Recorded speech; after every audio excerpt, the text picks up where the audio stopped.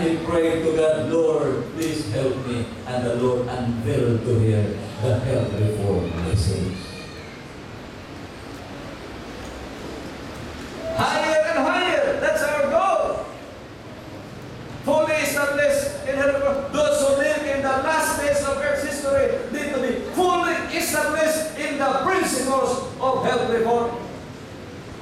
Let those who are teachers and leaders in our cause take their stand firmly on Bible ground in regard to health reform and give us great testimony to those who believe we are living in the last days of Earth's history. A line of distinction must be drawn between those who serve God and those who serve themselves. What if we work contrary to health reform principles?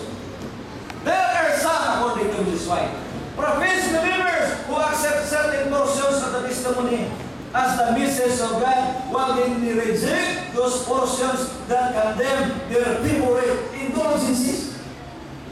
Such persons, according to her, are working contrary to their own welfare and the welfare of the church. It is essential that we walk in the light while we have the light.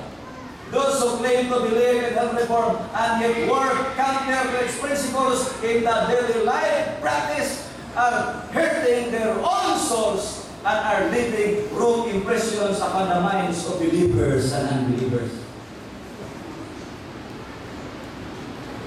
In closing, I would like to share with you the testimony of Mrs. Wong.